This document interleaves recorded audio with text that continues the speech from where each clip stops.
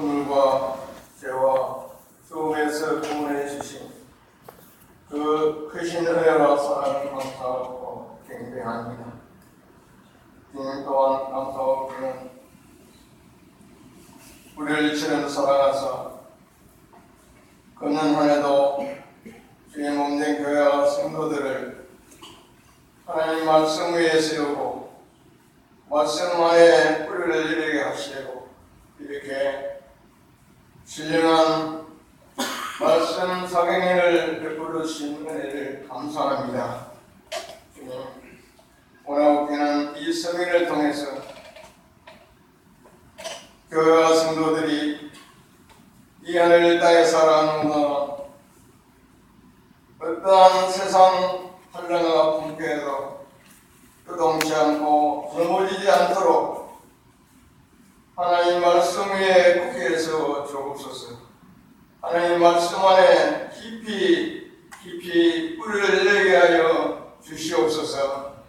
주님 말씀 위에 서고 말씀 안에 뿌리를 내릴 수 있도록 오직 하나님 말씀을 그대로 믿고 순종하는 교회가 되고 성도들이 다 되게 성령께서 도와주시옵소서. 주님 원합니다. 이번 말씀 집회를 통해서 우리 교회와 성도들이 하나님의 뜻대로 새롭게 변화되고 회복되기를 소원합니다. 주님, 이스라엘 백성들이 숨은 앞 광야에서 박사 에스라가 하나님 율법서를 낭독할 때 새벽부터 저녁까지 하나님 말씀을 들을 때 말씀 안에 일서고 말씀을 들을 때 귀를 기울여 듣고 깨닫고 회개하고 울었던 것처럼 주님의 몸된 수련교회가 이번 말씀 집회를 통해서 하나님의 말씀 오늘 시작부터 끝날까지 주신 사자 강산 모신을 통해서 말씀을 주실 때 이 말씀에 귀를 기울이게 하시고 듣고 깨닫게 해주시고 말씀을 통하여 우리의 잘못을 회개하고 새롭게 하나님의 뜻대로 회복되는 은혜의 집회가 되게 하여 주시옵소서. 주님 원합니다. 이 집회를 오늘부터 끝나는 시간까지 세우신 사자 강산 목신을 통해서 말씀을 주실 때 성령께서 친히 말씀하여 주시고 말씀을 들을 때 성령께서 깨닫게 해주시고 말씀대로 믿고 순종함으로 새롭게 변화되고 회복되는 은혜가 있게 하여 주시옵소서. 주님 원합니다. 주의 몸된 수련교회가 이 시대 가운데서 교회적인 사명을 바로 감당하는 교회가 되기를 소원합니다. 말씀의 은혜가 충만한 교회가 되게 하여 주옵소서. 사랑의 은혜가 충만한 교회가 되게 하여 주옵소서. 초대교회와 같이 성령 충만한 교회가 되도록 성령의 근능으로 붙들어 주시옵소서. 이 교회가 오직 십자가와 부활의 복음 능력으로 죄악의 어둠 속에 홍수 속에 절망 속에 죽어가는 영혼들을 구원하는 구원의 방주가 되게 하여 주옵소서. 구원의 등대가 되게 하여 주옵소서. 구원의 토핑성이 되게 하여 주시옵소서. 주님, 이제 시간 오늘부터 끝나는 시간까지 이 집회를 통하여 성부상의 하나님께서의 영광을 받아 주옵시고 우리 교회와 성도들이 이 집회를 통해서 말씀에 바로 서고 말씀 안에 뿌리를 깊이 내릴 수 있도록 말씀을 믿고 순종하는 우리의 신령들이 되게 하여 주시기를 간절히 소원하고 이 모든 기도의 소원을 우리를 구원해 주신 예수님 이름으로 기도 드리옵나이다. 아멘.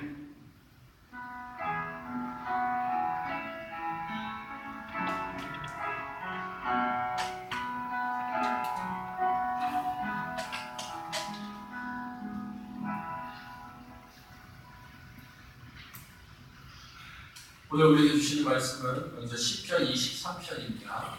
구약성경 시편 23편 함께 보도록 하겠습니다. 구약성경 817쪽입니다. 시편 23편.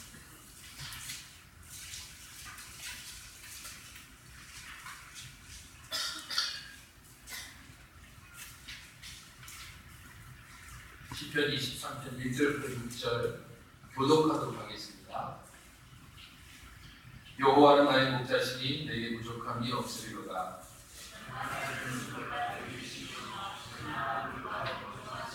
내 영혼을 소생시키시고 자기 이름을 위하여 의의 길로 인도하시는도다.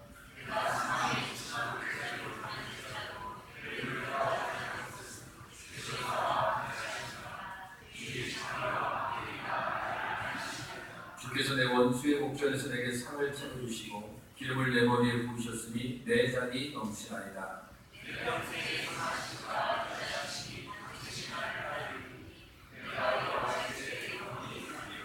아멘. 또 요한복음 2장 1절부터 12절 이렇게 보겠습니다. 요한복음 2장 1절부터 12절 말씀입니다. 신약성경 143쪽입니다.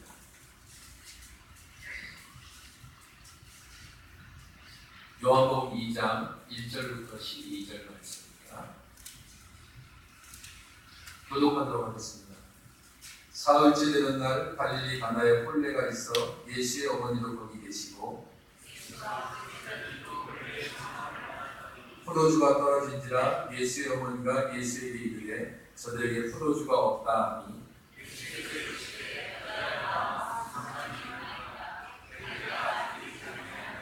그의 어머니가 가인들에게 이르되 너희에게 무슨 말씀을 하시는지 그대로 하라 하니라.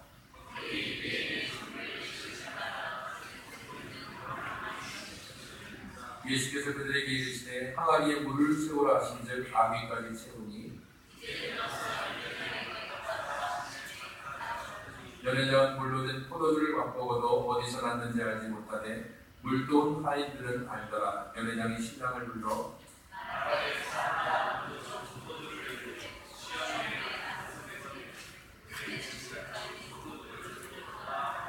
예수께서 이 첫 표적을 갈릴리 가나에서 행하여 그의 영광을 나타내시니 제자들이 그를 믿으니라.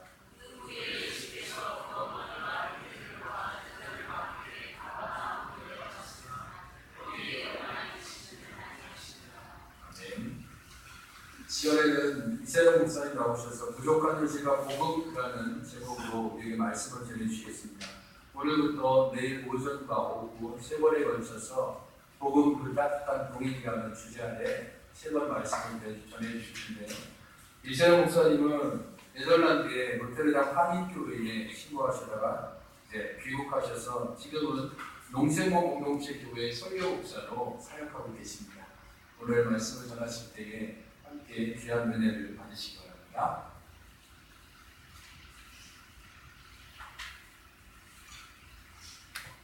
그렇습니다. 그리스도 안에 사랑하는 성도 여러분, 오늘 우리가 읽은 말씀을 보면 예수님께서 갈릴리 가나의 혼인잔치에 포도주가 떨어진 형편에서 예수님이 물로 포도주를 만드셨습니다. 그런데 이 표적은 예수님께서 이 땅에 오셔서 행하신 첫 번째 표적이었습니다. 첫 번째라고 하는 것은 항상 여러 가지 중요한 의미들이 있습니다. 어떤 일을 처음 한다, 새로운 세계를, 특히 이 땅에 예수님께서 오셔서 처음으로 어떤 일을 하신다라고 하는 것은 새로운 세계를 여신다라고 하는 의미가 있습니다. 그런데 예수님께서 새로운 일을 시작하실 때에 이 첫 번째 이적으로서 갈릴리 가나의 혼인잔치, 결혼식이라고 하는 축복된 자리에서 예수님은 첫 번째 이적을 행하셨습니다. 결혼식이라고 하는 것은 동이나 서나 옛날이나 지금이나 가장 인간 사이에 있어서 축복된 축복된 자리입니다. 그런데 그 자리가 축복으로서 계속 진행될 수 있도록 돕는 역할을 하는 것이 포도주였습니다. 그런데 이 포도주가 떨어졌다라고 하는 것은 여러 가지 심각한 의미들을 가지고 있습니다. 실제적으로는 이 결혼식 잔치가 중단되는 것과 같은 위기라고 말할 수 있습니다. 우리가 우리 사회에서는 이 한국 교회나 우리 사회에서 포도주 혹은 술이라고 하는 것이 조금 다른 의미를 가지고 있기 때문에 참 예수님께서 이 포도주가 떨어진 현장에 포도주를 만들어 주셨다라고 하는 것이 조금은 낯설게 여겨지는 것도 우리가 이 형편에서는 이해가 되지만, 그러나 이 구약과 신약을 이어가고 있는 이스라엘 사회에 있어서는 굉장히 심각한 많은 의미들을 가지고 있습니다. 그 포도주라고 하는 것을 생각해 보면 이스라엘 백성들이 포도주와 얼마나 가깝게 살았느냐 하는 것은 그들이 그것을 포도주라는 용어를 사용해서 삶을 표현하는 여러 가지 표현 방법을 통해서 알 수가 있습니다. 시편 104편 같은 데 보면은 포도주는 사람의 마음을 기쁘게 한다. 그리고 기름은, 여기서 기름이라고 하는 것은 이 지중해 연안에 있는 기름이라고 하는 것은 올리브 기름을 말합니다. 성경에 감람나무 열매 기름이라, 감람나무 기름이라고 하는 이 올리브 열매에서 나오는 이 기름이라고 하는 것은, 그래서 그 시편 104편 15절에 포도주는 사람의 마음을 기쁘게 하고, 기름은 사람의 얼굴을 윤택하게 하고, 그리고 양식은 사람의 영혼을 배부르게 한다. 이렇게 표현을 하고 있습니다. 이 세 가지, 이 포도주, 올리브 기름, 그리고 양식, 그게 밀이든지 뭔지 모르지만 그 양식, 이 세 가지는 이스라엘 백성의 삶을 표현해주는 아주 중요한 표현의 수단이라는 것을 알 수가 있습니다. 오늘 우리가 읽은 말씀에 보면 시편 구약의 말씀에 보니까 원수의 목전에서 내게 상을 차려주시고 이렇게 표현하고 있습니다. 여기서 상은 물론 1등, 2등 했다고 주는 상은 아닙니다. 이는 밥상을 얘기하는 거겠죠. 이건 양식입니다. 그러니까 원수의 목전에서 우리가 양식을 먹을 수 있고, 그 다음에 기름으로 내 얼굴에, 내 머리에 바르셨다라고 하는 것은 올리브 기름을 가지고 기름이 사람의 얼굴을 윤택하게 하는 것이죠. 그렇죠? 그래서 기름으로 내 머리에 바르시고 내 잔이 넘치나이다. 이렇게 5절에 말하고 있는데, 거기 내 잔에 넘치는 것이 무엇이겠습니까? 포도주거든요. 그만큼 이 포도주라고 하는 것은, 그리고 이제 기름과 양식과 함께 더불어서 이스라엘 백성의 삶의 일상을 표현해주는 아주 중요한 수단이라고 할 수 있습니다. 그래서 이 포도주가 넘친다라고 하는 것은 이스라엘 백성들이 살아갈 때에 그 하나님 주시는 축복을 누리는 상태를, 그리고 그들이 바벨론 포로에서부터 돌아와서 회복되어서 자기의 땅에서 다시금 농사를 해서 소출을 풍성히 얻는 그런 축복된 것을 표현할 때 쓰는 용어가 이 포도주가, 포도열매가 풍성한 것으로 표현하고 있습니다. 그래서 우리는 선지서들의 마지막에 보면은 이스라엘 백성이 회복되어질 때에 그들이 바벨론 포로에서부터 돌아오게 되면 그들의 땅에서 포도주가 넘치게 되고, 그 넘치는 잔을 가지고 잔치를 한다. 이런 식의 표현들이 성경에 많이 나와 있습니다. 그래서 이 포도주가 넘친다라고 하는 것은 하나님의 축복을 표현해주는 또 다른 한 표현으로 성경에 쭉 표시되어져 있습니다. 우리는 이 포도주를, 예수님이 오셔서 하시는 첫 번째 일이 술 만드는 일을 하셨느냐? 쉽게 말하면 우리식으로 표현하면 그렇게 이해되실지 모르겠지만은, 이 성경에서 말하고 있는 이 포도주라고 하는 것은 하나님이 주시는 축복을 누리는 굉장히 중요한 표현 방식이라고 하는 것입니다.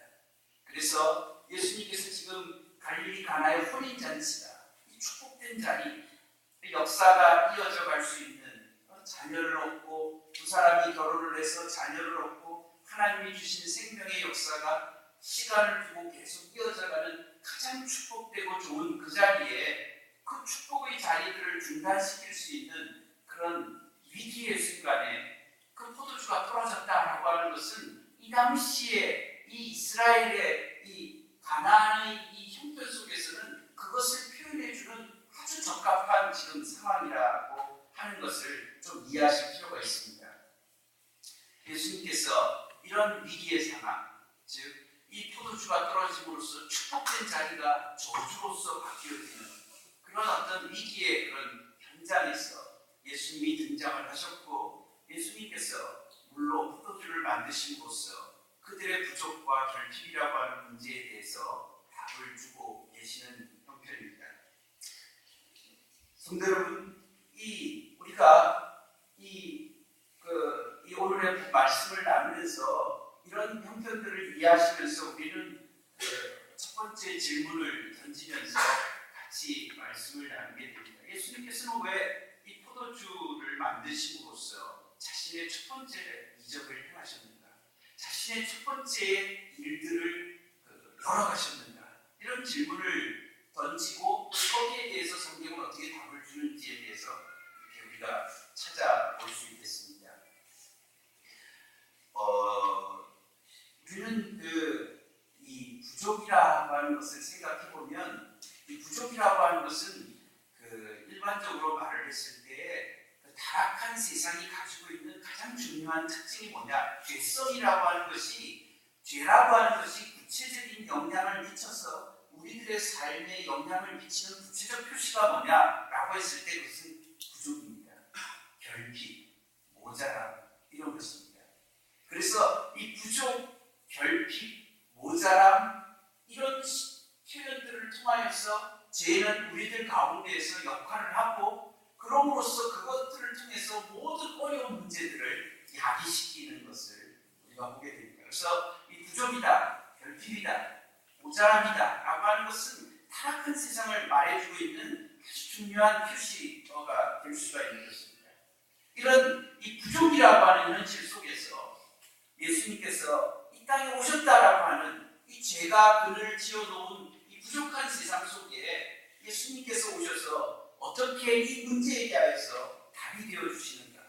예수님이 오시고 예수님이 오심으로써 그가 가지고 오신 이 복음이라고 하는 것이 어떻게 이 부족이라고 하는 이 땅의 이 문제에 대하여서 어떻게 말씀하고 계시는가? 어떻게 자신이 이 땅에 왔을 때 예수님께서 이 땅에 오셔서 내가 이 땅에 온 목적이 무엇인가? 이 죄를 해결하고 죄가 주는 이 만들어내는 현실을 어떤 식으로 다루어 가실 것인가? 그것을 잘 표현해 주는 데 있어서 이 갈릴리 가나의 이적은 굉장히 중요한 의미들을 가지게 된다. 그렇게 말씀할 수 있겠습니다. 우리가 포도주라고 하는 것을 예수님이 만들어 가시는 과정에 대하여서 이제 계속해서 살펴봐야 되지만은 그 포도주라고 하는 것을 통해서 술이라고 하는 것을 기독교인들이 어떤 식으로, 오늘날 한국교회는 이 술이라고 하는 문제가 굉장히 심각한 문제이기 때문에 한 번은 같이 나누는 것이 좋을 것 같아서 도대체 포도주가 성경에서는 그런 의미가 있다 하는데 지금도 도대체 예수님이 포도주를 만들어서 그럼 먹어도 된다는 얘기냐? 포도주를 그래서 마시라고 예수님이 지금 권장을 하고 계시는 거냐? 그런데 우리 교회에서는 먹으면 이상한 돈 취급을 하는데 이거 어떻게 해야 되냐? 이런 생각을 하실 수도 있을 것 같아서 일단은 한번 정리를 할 때 성경에서 술에 관해서 가지는 입장은 확실합니다. 손을 긋고 있는 그 핵심적인 규정은 술은 취하지 말라라는 것이 성경의 가르침입니다. 술은 구약이건 신약이건 취하지 말라라는 것이 그 기준입니다. 취하지 말라. 그러니까 즉 먹지 말라 이렇게 말하기에는 그렇게 말할 수는 없습니다. 아무리 포도주가 축복의 수단이지만은 그러나 취해서는 안 된다라고 하는 것이 성경이 가지고 있는 그 기준이라고 말할 수 있습니다. 그러면 성경이 말하고 있는 이 취하지 말라라고 하는 기준의 그 이유가 뭐냐? 그것을 얘기할 때는 구약과 신약이 다 골고루 설명을 하고 있습니다. 먼저 구약에 보면 성경에서 술 문제에 대해서 권고를 하고 있는 중요한 본문이 레위기 10장인데 보면 그 아론의 아들 나답과 아비후가 이제 제사장으로 처음 취임을 했습니다. 임직을 받고 첫 번째 역할을 할 때에 그가 이 임직을 하는 이 잔치 분위기 속에서 아마 술에 취했던 것 같습니다. 그래갖고 성경에 규정되어져 있는 불을 사용하지 않고 다른 불을 사용해서 향을 피우다가 죽게 되는 사건이 생겼습니다. 근데 그 레위기 10장의 그 본문을 이야기하다가 중간에 이제 나답과 아비후가 다른 불을 사용해서 쓰다가 죽고 그 다음에는 한두 절 이상한 본문이 들어옵니다. 이제 그 본문이 바로 이제 술에 관한 얘기인데 그 본문이 들어오고 나서 그 다음에 뭐가 나오느냐면 그 시체를 치우고 그 위에 아론의 섭섭한 마음을 표현하는 장면이 계속 이어집니다. 그래서 이 두 사건 가운데 들어있는 게 뭐냐면 너희가 봉사의 직무에 들어갈 때는 독주나 소주를 입에 대지 말아라. 그런 말씀이 있습니다. 왜냐하면 너희 제사장들은 정한 것과 부정한 것들을 구별해야 되고 그리고 백성들에게 가르쳐야 될 책임이 있기 때문이다 라고 얘기를 하고 있습니다. 거기에서 제사장의 역할이라고 하는 것은 정한 것과 부정한 것을 구별하는 역할이고 백성들에게 어떻게 해야 될 것을 가르쳐야 되는 사람이기 때문에 이런 분별하는, 구별하고 이해시키는 일들을 하기 위해서는 어떤 것이 정한 것이고 어떤 것이 좋은 것이고 어떤 것이 나쁜 것이고 더러운 것이고 추한 것인지를 구별하기 위해서는 항상 깨어 있어야 된다는 것입니다. 그런데 나답과 아비후가 이 즐거운 잔치에서 이 술에 취하였다가 자기의 직무에 들어가다가 큰 일을 벌였던 것입니다. 그래서 죽게 되었다. 그래서 구약에서 말하고 있는 이 태도는 이 술이라고 하는 것이 깨어 있어야 된다. 즉 선한 것과 악한 것, 바른 것과 그른 것을 구별하는 것을 하기 위해서는 항상 깨어 있어야 된다라고 가르치는 것입니다. 그래서 그 깨어 있는 것을 의도적으로 깨트리기 위해서 술을 먹기 시작하는 것에 대해서는 절대로 성경이 금지합니다. 무슨 말인지 이해가 되셨습니까? 신약에 가면 어떤 말씀이 있느냐면 그 에베소 5장 28절에 보면 술 취하지 말고 술 취하지 말라. 이는 방탕한 것이니 너희는 하나님의 성령의 충만함을 받으라. 이런 말씀이 있습니다. 그런데 그 말씀 에베소 5장 28절 말씀에도 이 술 취하지 말고 때가 악하니라. 이 악하다라고 하는 세상 속에서 이 악에 물들지 않기 위해서는 술에 취해서 살아서 안 된다는 것입니다. 이 로마가 지배했던 세상 질서도 마찬가지였습니다. 그런데 그 앞에 27절 말씀에 보면 너희가 분별하기 위하여서 이 시대가 어떤 시대인지를 분별하라. 잘 구별하라 라고 하는 말씀이 있습니다. 그래서 술을 취하는 이유는 술을 드시는지 잘 안 드시죠? 그렇죠? 잘 안 드셨죠? 그렇죠? 저는 제가 대학교 들어갈 때 1학년 들어가니까 신입생 환영회가 있어서 안 가도 되지만은 이제 친구도 사귈 겸해서 가서 이제 소주 한 잔 요만한 것에다가 뭐 이렇게 갖고 한번 돌릴 때 먹어봤는데 별로 맛이 없어서 그다음부터는 잘 안 먹었습니다. 그래서 지금까지 별로 잘 안 먹고 성찬 있을 때 포도주 주면 꼬박꼬박 그거는 잘 먹습니다. 근데 별로 이렇게 술은 저는 잘 먹지는 않습니다. 그래서 술 취한다는 게 뭔지도 잘 모르고 또 사실 전 잘 모릅니다. 전 잘 모르고 그래서 뭐 먹어라 말아라 뭐 그런 현상 가지고는 제가 뭐라고 경험적으로는 제가 드릴 말씀이 없습니다. 다만 이제 성경에서 말하는 원칙이 뭐냐라고 하는 건데 한국 교회에 처음에 선교사들이 왔을 때 술을 먹지 말아라라고 하는 이 강경한 자세를 취했던 것은 그거를 우리가 좀 이제 그 태도를 가지는 것은 우리 한국의 이 어른들은 먹으면 취하려고 먹는 술을 그렇게 먹는 걸로 작정을 하셨던 것 같아요. 우리 그 어른들은. 그래서 술을 먹으면 말로 먹고 그래서 취하는 거는 이게 기본이었던 모양입니다. 그게. 근데 지금도 술 먹는 사람들은 아예 정신줄을 놓으려고 작정하고 술을 먹기 시작하는 것 같아요. 얘기를 들어보면. 즉 의도적으로 판단을 중지하기 위해서 선한 것과 악한 것을 맨정신 갖고는 못하니까 술을 취해서 아예 잊으려고 술을 드시려고 작정하는 것 같아요. 그렇게 먹으면 안 된다는 겁니다. 성경에서 말하려고 하는 것은 그런 작정을 하고 술을 접근하는 건 절대 안 된다는 것입니다. 그게 성경의 태도입니다.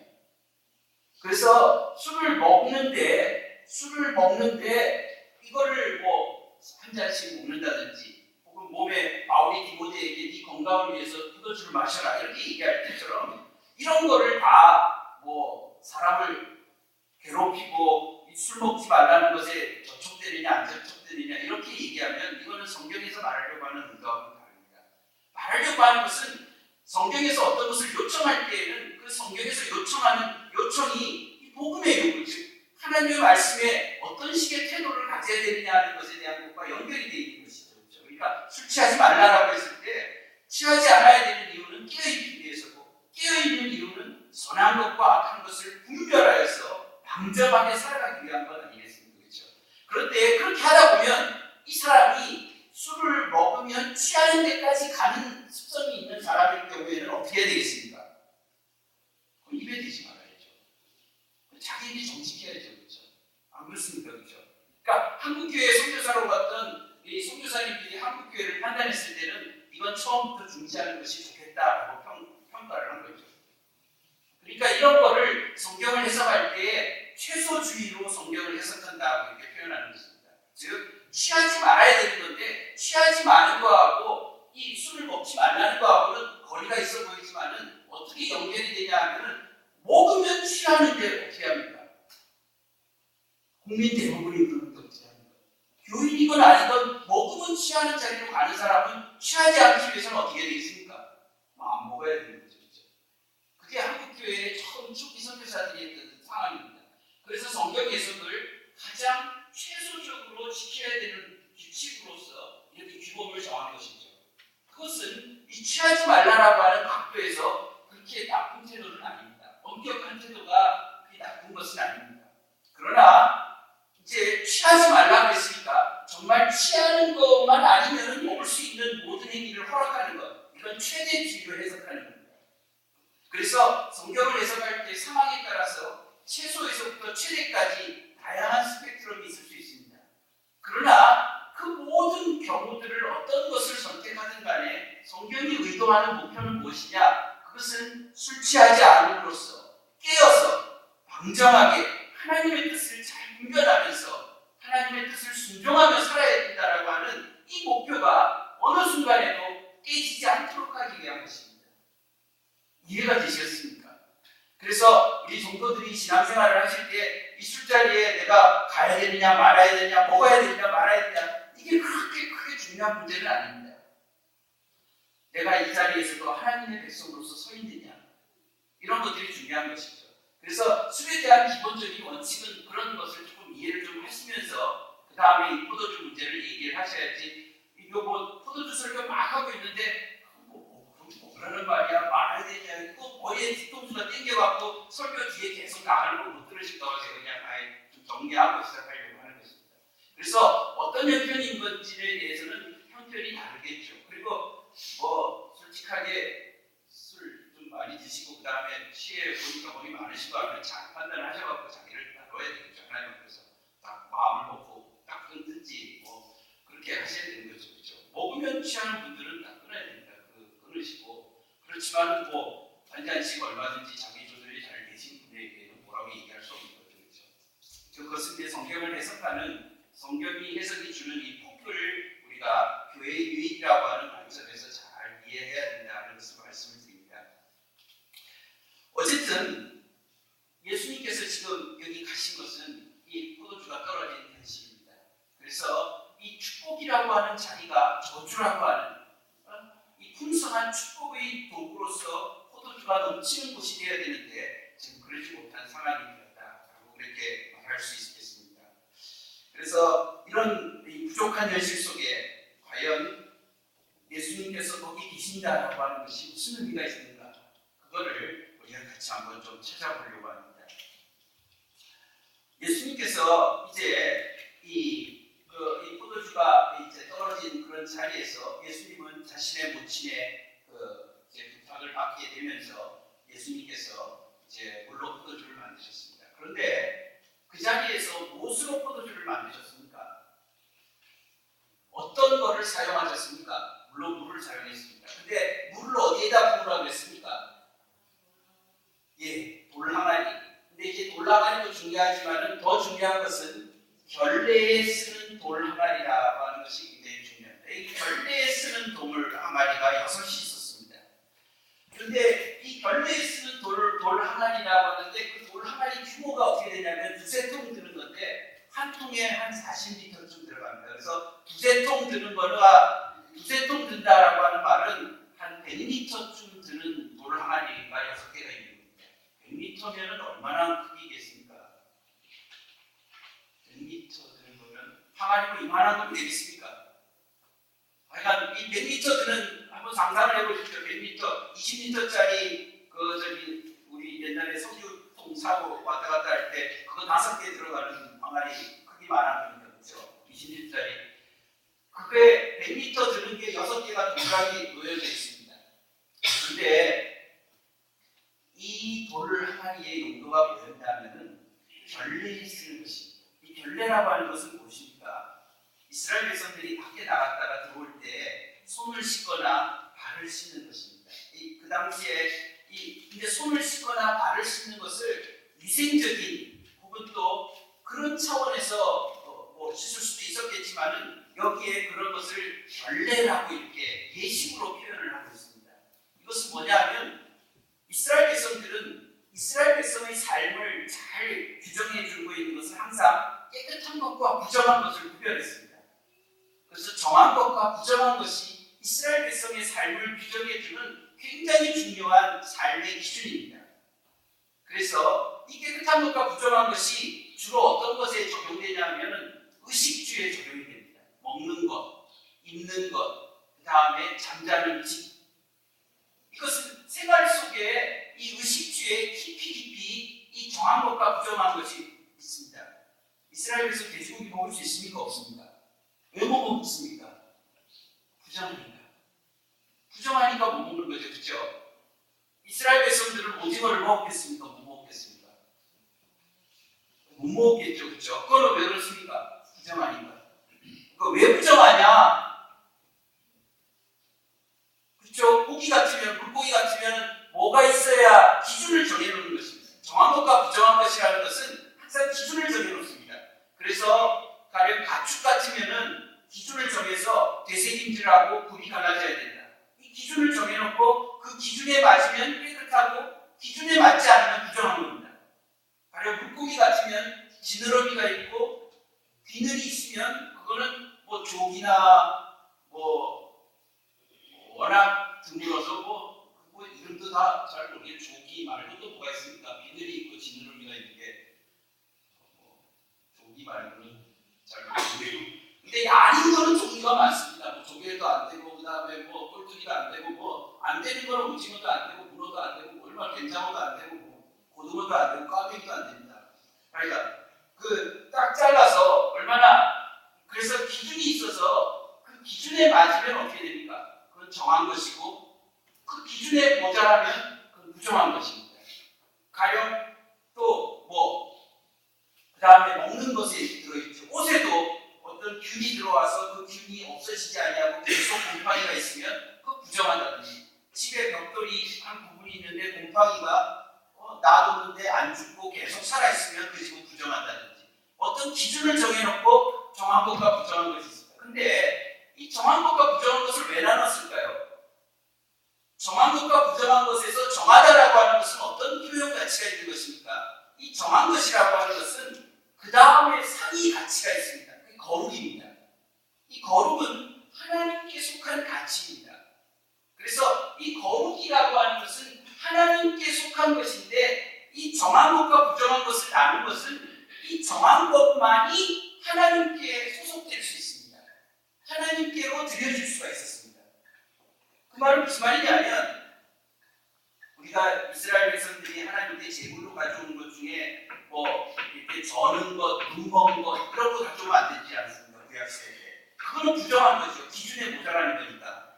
그래서 이 정한 것이라고 하는 깨끗한 것만이 하나님께 드려질 수 있는 거죠. 그래서 예를 들어서 이 컵이 아니 있습니까? 이 컵이 있는데 이 컵이 지금 이 예배당이 옛날에 성전이라 그러면은 이게 하나님께 드려 여기 성전에 있는 컵은 무슨 컵이라고 보겠습니까? 앞에 이건 거룩한 컵이 됩니다.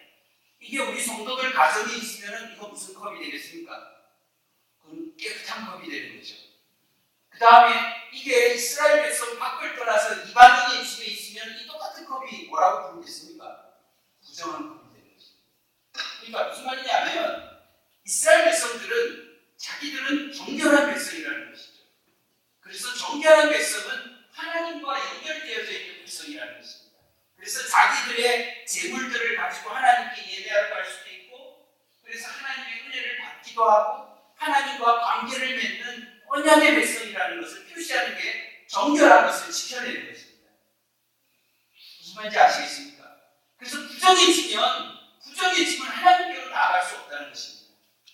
그렇기 때문에 이 부정한 것에서부터 탈피하기 위해서 그들은 여러 가지 절차를 밟고 제사를 드리거나 혹은 또 물로 씻거나 하는 여러 가지 절차를 밟고, 아니면은 어디에 가서 병이 걸렸으면 유출병이 걸리면 며칠 동안은 부정하니까 그 부정한 것을 시간을 경과해서 깨끗해져야 되고, 뭐 이런 과정을 거쳐서 깨끗한 상태가 돼야만 다시 이스라엘 진영에 들어올 수 있고, 이스라엘 진영에 들어와서 하나님과의 관계를 맺는 그런 자리로 나아갈 수 있었다는 것입니다. 그래서 이스라엘 백성은 하나님의 백성으로 서기 위해서는 항상 깨끗해야 되는 것입니다. 그런데 예수님 당시 그때는 부정이 너무 주변에 많았습니다. 왜 그러냐면 이스라엘 백성이 아수르에 멸망하고 바벨론에 멸망하고 나서부터는 어떤 일이 있습니까? 자기 나라를 지킬 수가 없습니다. 그래서 이방 나라들이 침략해서 이 이스라엘 백성을 강제로 이방 나라에다 갖다 던져놓고 포로로 잡아가고, 또 이방에 있는 부정한 백성들을 이스라엘로 갖다가 심어놨습니다. 그러니까 어떻게 됩니까? 부정하고 깨끗한 거가 막 섞여버린 세상이 돼버린 거죠. 그러니까 이스라엘 백성들이 이때부터 어떻게 하냐면 자기들끼리 모여 사는 게토를 형성합니다. 그래서 유대인이 사는 지역을 게토라고 부르는 것은 바로 그렇게 해서 형성된 겁니다. 즉 자기들의 부정을, 자기들의 정결한 정체성을 최대한 부정한 것으로부터 지키기 위해서 게토를 형성한 거죠. 무슨 말인지 이해가 되십니까? 그래서 이 게토를 형성하면서 거기에 율법, 이제 성전은 없으니까 대신에 율법을 가운데 둔 회당을 건설하기 시작한 것이죠. 그래서 바벨론 포로기부터 회당이 생기기 시작합니다. 유대인들이 모인 곳 한 10여 명의 남자들이 있는 곳에서는 항상 회당을 형성해서 율법이 있고, 그리고 그들은 게토를 형성하면서 세상으로부터 분리된 삶을 살고 정결을 유지하는 것이죠. 그래서 이 정결한 백성은 하나님께 드려진 백성으로서의 자신들의 어떤 정체성을 지켜나가는 것이 유대인이 굉장히 잘하는 것이죠. 거기서 언어, 2000년이나 헤어졌다가 1950년에 45년 해방되고 나서 그들이 모였을 때 언어가 온 세계 각기, 러시아에서 온 사람하고 저 남미에서 온 사람하고 언어가 통한다는 게 이게 말이 됩니까? 이게 그런 것들을 유지시켜줄 수 있는 정체성, 민족적인 정체성이 어디서 있느냐? 자신들은 깨끗한 백성이다, 하나님의 백성이라는 거죠. 그런데 이 바벨론과 그 다음에 이 바벨론의 포로가 됐다가 페르시아가 지배하고 알렉산더 그리스 제국이 지배를 하고 이제 로마 제국이 지배하는 이 시대 속에서 이방인에게 오염이 많이 되는 환경에서 살고 있습니다. 이 부정한 것, 정한 거라는 것은 전염성이 굉장히 높습니다. 예를 들어서 저 의자가 부정한 사람이 앉아서, 원래는 깨끗한 의자였는데 이방 사람이 와서 저기 앉았습니다. 그러면 저 의자가 어떻게 되겠습니까? 부정하게 되는 것입니다. 부정이 더 힘이 있습니다. 그래서 부정한 사람이 앉았던 자리에 깨끗한 사람이 앉으면 어떻게 됩니까? 부정하게 됩니다. 깨끗한 사람이 이방 사람하고 잘 모르고 이방 사람하고 어떤 사람이 압수를 했습니다. 그러면 이 사람이 어떻게 되겠습니까? 부정해집니다. 그 부정해진 사람이 다시 또 자기 동료들하고 압수하면 어떻게 됩니까? 계속해서 부정이 전달이 되는 것이죠. 이런 속에서 이스라엘 백성이 연구해낸 게 뭐냐면, 율법에는 없지만 밖에 나갔다가 돌아오면 집에 들어올 때마다 손을 씻는 겁니다. 발을 씻는 겁니다. 그렇게 함으로써 부정에서부터 자기를 격리시키는, 정결케 하는 과정으로서 의식을 하나 만들어낸 겁니다. 이것을 좀 더 심하게 하는, 조금 더 부유한 혹은 제사장 같은 사람은 집에 들어오는 데다가 목욕탕을 하나 만들어 놓습니다. 현관에 들어오는 입구에다가. 여러분 이제 예루살렘 같은 데 가서 혹시 이제 교회도 여러분 열심히 이제 좋은 교회 되셔가지고 이제 같이 성지순례도 같이 다니시고 그러시면 좋을 텐데, 근데 가서 보시면은 이 제사장의 집에 예루살렘에 보면은 들어오는 입구에, 현관 입구에 문을 열고 이렇게 들어오게 되면은 가운데 목욕탕 같이 이렇게 움푹 파진 곳이 있습니다. 거기는 손 씻는 것으로 아니라 제사장은 특별한 사람이니까 그런 집에 들어올 때는 온몸을 씻고 들어올 수 있도록 그런 식으로 만들어놨습니다. 즉 정결이라고 하는 것이 이스라엘에 있어서는 굉장히 중요합니다. 즉 이스라엘 백성을 세상과 구별하고 하나님의 백성으로서의 정체성을 지키는 데 있어서 굉장히 중요한 것인데, 그것이 지금 이렇게 막 섞여있는 세상 속에서 바벨론 문화가, 로마 문화가, 그 다음에 이방인들이 막 섞여있는 형편 속에서 자기들을 지켜나가기 위해서 이스라엘 백성들이 이 만들어진 균례가 뭐냐면 밖에 나갔다 들어올 때는 손을 씻어라.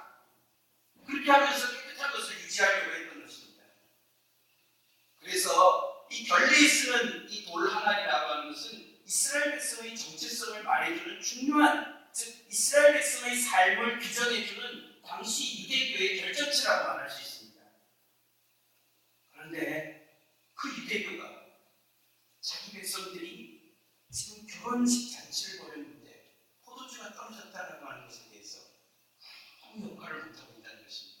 손을 씻었다고 하는 것이 도대체 이 포도주가 떨어졌다라고 하는 이 현실에 대하여서 이 축복된 자리가 위기에 놓여 있는데 저 돌 항아리 6개가 덩그러니 모여서 아무런 역할을 못하는 유대교가 됐다는 것입니다.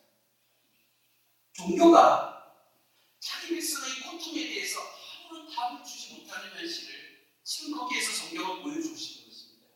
예수님이 물론 포도주를 만들었다는 것만 생각하시지만은 물을 왜 돌 항아리에다가 담으라고 예수님이 말씀하셨느냐, 이 질문이 이제 우리가 생각해야 되는 질문이라는 것입니다.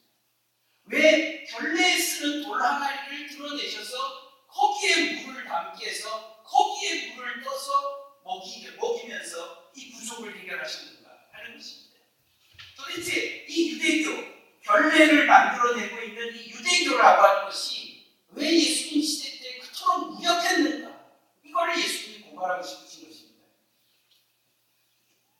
종교의 의식이라고 하는 것이 얼마나 이 자기 백성들의 현실에 해결해야 될 그 현실 앞에서 아무 말을 못하고 있는 무력함에 대하여서 그들의 종교적인 태도와 삶이 얼마나 형식적이고 가식적이고 무력한 현실인가, 그걸 지금 예수님은 고발하고 싶은 것입니다. 여러분, 이것은 지금 제가 자의적으로 해석하는 것은 아닙니다. 요한복음의 주제가 그렇습니다. 여러분, 요한복음이라고 하는 것이 예수님이 누구인가, 예수님은 그 시대에서 누구인가 하는 것을 설명하는 것인데, 요한복음은 1장부터 시작해서 전체적으로 그것을, 그 시대를 향해서 어떻게 예수님이 말씀하시는지 한번 살펴보십시오. 1장에 보면 예수님에게 나다나엘이라는 사람이 찾아옵니다.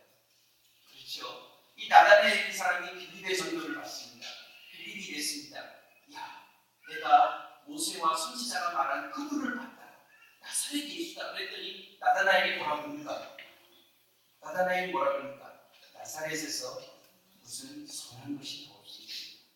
예루살렘이 아니면 아무것도 될 수 없다고 생각하는 것입니다. 이게 예루살렘 이데올로기에 적혀있는 거죠. 적혀있는 거죠. 그때에 이 나사렛에서, 나사렛이라고 하는 이 하잘것 없는 동네에, 거기에서 온 세상을 구원할 구주가 나실 수 있다는 것에 대해서 이 나다나엘은 이스라엘의 회복을 기다렸던 사람입니다. 이스라엘의 회복을 기다렸던 이 진지한 사람도 그의 선입견 속에는 나사렛이라고 하는 저 변방에서는 아무것도 할 수 없다고 생각하는 것입니다. 이런 신화들은 온 세계에 다 퍼져 있습니다. 예수님은 그런 가치에 대하여서 그것을 깨트리고 계시는 것이죠. 나사렛에서 무슨 선한 것이 나올 수 있겠느냐. 예수님은 봐라, 나사렛에서 어떤 것이 나오는지, 온 세상의 구주가 어디서 나왔는지, 그것을 1장 마지막에서 보여주고 있습니다. 여러분, 2장에 이 갈릴리 가나의 포도잔치는 유대교라고 하는 이 결례에 쓰는 의식, 이것을 통해서 그들의 유대교가 얼마나 잘못됐는지를 증거하고 있죠. 2장 뒤에 가면 예수님은 46년의 성전을 어떻게 하라고 했죠? 그 성전을 화합. 너희는 이 성전을 보면서 이 성전이라고 하는 이 건물이 너희에게 뭔가를 줄 줄 알고 있지만은 이거 헐어라. 내가 3일 만에 얘기해. 정말 하나님을 만나는 장소로서 기도하는 집으로서의 성전이 무엇이냐? 그건 바로 죽으시고 부활하시는 예수님이다. 새로운 성전을 보여주고 있는 것이죠. 그러니까 즉 유대인들이 이스라엘 백성들이 자기 시대를 살면서 가지고 있는 자기 시대의 신화가 있습니다. 좋은 데 가야 된다. 1등 해야 된다. 남보다 똑똑해야 된다. 돈 많이 벌어야 된다. 뭐 이런 신화들이 있습니다. 심지어는 교회에서도 그렇게 많이, 교회는 뭐라고 해야 될까요? 학교해야 된다. 교회 들어올 때는 어떻게 해야 된다. 온갖 종류의 그 사람을 규정하는 수많은 것들이 있습니다. 근데 그런 것들이 정말 우리의 중심의 결핍과 부족과 이 아픔과 상처와 깨어짐과 고통과 이런 것에 대해서 무슨 역할을 하느냐는 것입니다. 예수님의 질문은 그겁니다. 3장에 가보십시오. 요한복음 3장에 보면 누가 찾아옵니까? 밤에 몰래 바리새인이 니고데모를 찾아옵니다. 이 니고데모가 찾아와서 예수님께 참 어떻게 하나님 나라에 우리가 들어갈 수 있습니까? 진지하게 묻습니다. 그때 예수님이 거듭나야 된다. 아니 예수님, 사람이 한번 태어났는데 어떻게 또 태어납니까? 예수님이 정색하며 말합니다. 네가 유대인의 선생으로서 이것도 모릅니다. 이게 무슨 말입니까? 바리새인은 곧 율법입니다. 바리새인이었던 유대 니고데모는 이스라엘에서 율법으로는 바울이 자기를 소개할 때 빌립보 3장에서 뭐라고 얘기합니까? 율법으로는 바리새인이요. 즉 율법에 관해서는 바리새인이다라고 말하면 토론이 끝입니다. 그만큼 율법에 대해서는 능통한 사람이라는 것이고 그 바리새인이 이스라엘 사회를 주도하는 실제적인 주도층이었습니다. 그런데 예수님이 니고데모에게 말합니다. 네가 이스라엘의 선생이라고 하면서 거듭난다고 모릅니다. 도대체 하나님으로부터 태어나는 것도 모른다. 이게 유대교의 한계인 것입니다. 그 시대의 종교가 가지고 있는 한계인 것입니다. 수많은 것을 가르치고 수많은 것을 배우면서도 정말 우리 속에서 능력으로 역사하는 복음이 무엇인지를 말하지 못하고 가르치지 못하는 이 교회의 정신이라는 것입니다. 우리의 삶을 정말 부유하게 만드는 힘이 무엇인지 그걸 모르는 것입니다. 그냥 그냥 왔다 갔다 하고 열심히 읽기는 읽지만 뭘 말하는지도 모르고 이게 바로 요한복음 3장에서 말합니다.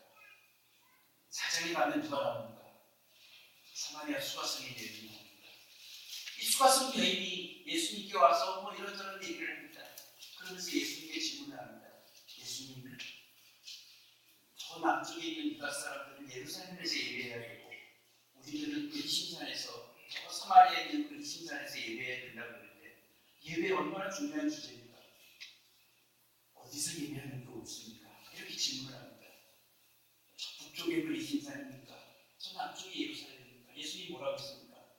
북이나 남도 아니고 신령과 영과 진리로 예배하는 자 하나님이 찾으십니다. 너희가 예배를 말하고 있는데 너희가 알고 있는 예배는 가짜다. 북쪽도 아니고 남쪽도 아니다. 진정한 예배는 영과 진리로 예배하는 것이 진짜 예배다. 복음으로 예배하고 성령이신 그분이 진리로 말씀하신 예수 그리스도의 이름으로 예배하는 것이 진짜 예배다. 그런 시대가 오고 있고 내가 바로 그 자다. 그렇게 예수님이 가르치고 있는 거예요. 이게 바로 남쪽의 신앙, 북쪽에 있는 신앙, 남쪽에 있는 신앙들이 있습니다. 북이 최고고 남쪽이 최고가 아니라 영과 진리로 예배하는 새로운 시대. 그걸 예수님이 보여주려고 오셨다는 것입니다. 5장에 가면 더 놀라운 게 있습니다. 뭐가 있습니까? 베데스다 목가가 있습니다. 성전에. 이 베데스다 목가에는 뭐를 합니까? 거기에는 이 병자들이 가득히 모여 있습니다. 왜 모여 있습니까? 뭔가 희망이 있으니까 모여 있을 거 아닙니까? 사람들이 모여 있는 게. 거기 병자들이 가득 모여 있다가 하늘에서 천사가 내려와서 물을 한번 휘저으면 거기 제일 먼저 들어가는 사람이 병이 납니다. 하여간 옛날부터 지금까지 1등하는 사람에 대한 예우는 여전합니다. 이 성경을 읽어보십시오. 이게 말이 되는 얘기입니까? 도대체 베데스다 목가에서 천사가 내려왔다라는 것은 이 신령한 것을 얘기하거든요. 하늘에 속한 건데 하늘에 속한 것도 1등이 차지할 수 있다는 겁니다. 이게 뭐 말이 됩니까? 이게 종교입니까? 이거 뭐 말이 안 되는 얘기를 지금 하고 있는데 이게 1등 신화 이거는 역사 이래로 끊어지지 않는 타락성의 근본입니다. 1등이 할 수 있다. 1등 아니면 괜한 애들 후려잡고 100점 아니면 애들 잡고 제발 그렇게 기르지 마십시오. 1등 아니면 뭐 세상 못 삽니까? 1등만 하셨습니까? 전부 다. 그래서 지금 이렇게 좋은 데 앉아 계십니까? 좋은 예배당에서 앉아 계십니까? 아유, 1등 안 해도 잘 삽니다. 걱정하지 마시고 애들 좀 재밌게 살라고 좀 애들 드십시오. 지금 이 세상에서도 1등 안 해도 됩니다. 무슨 1등만 들어갈 수 있다고. 아유, 우리 그렇게 살지 말입니다. 그리스도인이 좀 이 세상에 아버지 집에서 사는데 애들이 말입니다. 자기 집에 들어올 때 아버지 집에 들어올 때 애들이 무슨 자기 집 누를 때 배를 다른 사람 손님은 가서 조심해서 배를 누를 때 애를 어떻게 누릅니까? 지가 그 집 살 때 돈 1원 한 푼도 못 들고 없는데 빡! 이렇게 누르고 들어와서는 팍 문사고 와서 냉장고 확 열고 하는 말이 먹을 거 없네 그러고 그건 무슨 배짱입니까? 그 아버지 거 아닙니까? 아버지 거. 이 세상이 아버지 건데 거기에 하나님 백성이 살 길 없는 것처럼 1등 아니면 못 살 것처럼 이렇게 살지 마십니다. 이 아버지가 지은 세상을 살아가면서 뭐가 1등이 아니면 안 되는 것처럼 뭐 그렇게 우리가 이렇게 살 필요 없습니다. 다 길이 있고 하나님께 기도하고 하나님 도와주십시오. 하나님 내 삶에 하나님의 구원을 위해서 하나님께서 내게 맡기신 식구들을 위해서 하나님 정직한 마음으로 길을 열어주십시오. 성실하게 그렇게 살아가는 거 아닙니까? 가다 보면 1등도 할 수 있고 2등도 할 수 있고 뭐 어쩔 때는 꽁뚱도 하고 바르게 살다 보면 망하기도 하고 그런 거 아닙니까? 그렇죠? 계속 잘 돼야 되고 이거는 순간 신화입니다. 이런 거를 신화라고 합니다. 1등의 신화. 아니 하늘에서 내려오는 것도 1등만이 가지면 나올 수 있다. 제일 먼저 들어가면 나올 수 있다. 이거를 예수님이 어떻게 했습니까? 그래? 그냥 네 자리 들고 가라. 1등이 얘기하는 게 아니고 예수님의 말씀이 얘기하는 겁니다. 누가 나올 수 있습니까? 1등이 나오는 게 아닙니다. 예수님의 말씀이 네 자리를 들고 일어나가라. 말씀이 낫게 하는 것입니다. 이 세상을 살아낼 수 있는 힘이 뭐냐? 그걸 얘기하는 거 아닙니까? 제가 이 요한복음에 있는 이 아기들을 쭉 이렇게 해서